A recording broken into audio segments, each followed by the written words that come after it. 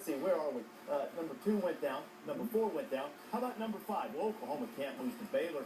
They've never lost to Baylor in the whole history of Earth. 20-0. With under 3 minutes to go in the game, tied at 10. 3 minutes to go in the first half, I should say. Robert Griffin III to Kevin Reese. Great last name, that Reese, as he goes 69 yards. How did he get so open, Lou? What could happen to Javon Harris? Well, you know, he takes his eyes off of it. He's going to start a double move. See how he starts in, the safety comes with it? Then he's going deep on it. They have great speed. Just remember this. First play of the game, Baylor had an 80-yard touchdown pass called back. They just got open with double move. Time after time. Bob Stoops was reminding Harris, this is not just a game. It was supposed to be a big game. 24-17, Oklahoma. Oh, the deflection and Kendall Wright. Terrific job of concentration by Kendall Wright, never giving up on the play, keeping his eyes on the football. Good things happen. He comes down with the ball 87 yards later. It's a touchdown for Baylor. Another look at this. Well, some nights it's just bouncing your way. Griffin. Even Griffin was in a little disbelief after the 87-yard touchdown. What? Does that count? Yeah, I'll take it. Baylor ties the game at 24. Under 2 minutes to go in the third. Same score. Baylor in the red zone. Jordan Niver knifing his way into the end zone, and the Bears have the lead. Fourth quarter, OU trying to answer. Landry Jones picked off by K.J. Morton. Baylor would score to make it 38-24. 6 minutes to go. Oklahoma at the 4. Here comes Blake Bell, short yardage, Mark. Oh, terrific job of blocking up front. When they get inside the 5-yard line in that area, you know if Blake Bell's in there, they're going to run the football, Bill. Now under a minute to go. Same score. Here he comes again. Running the football, Bill. You need to get 9 or 10 in the box to slow the big fella down. 4th touchdown rushing for Bell, the short yardage quarterback. Now 2-point conversion attempt. Baylor hasn't been able to stop it all night. Going to run it again, but the Sooners, much to Bob's chagrin, called for a false start. Now he's got to kick it and tie it, so now surely we're headed to overtime, except there's no reason to play conservatively when you have RG3. He just did some great scrambling here. About 3 plays in a row, picking up the average about 15 yards. Put him in maybe field goal range. Look, that's all they need is a field goal. Be careful with the football.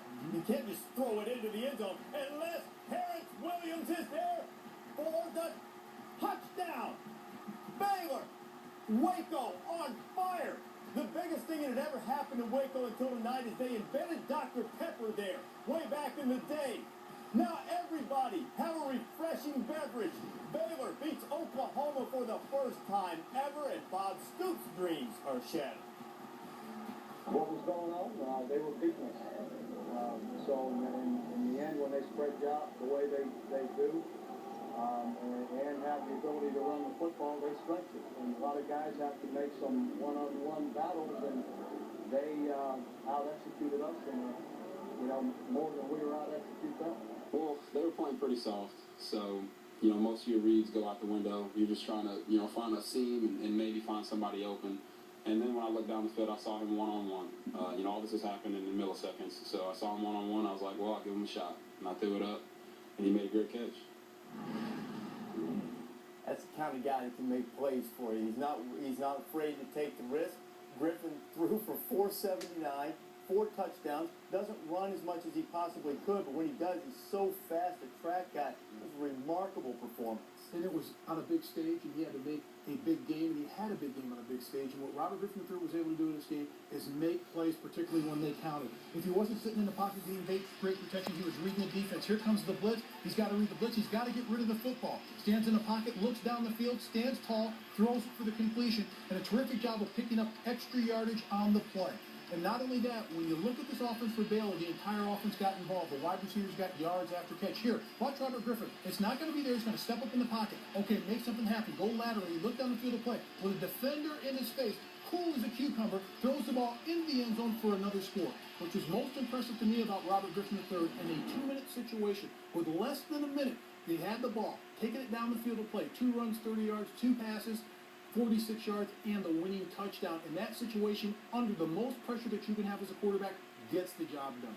It was tremendous effort on his part. I mean, one of the great things I've seen since I've been around the game football is a long time. There was a bad Oklahoma defense. I don't care how you twist it and turn it. They didn't break on the ball. Let's look at some of the things they've done here, Lee. Yeah, they've allowed 500 yards in 4 games. This is a defense that was supposed to be dominant this year. They've allowed 40 or more in 2 games. It's the most in the season since '08, and then they've allowed 500 in 2 straight games. When Oklahoma was great, they allowed 500 yards in 4 games, period.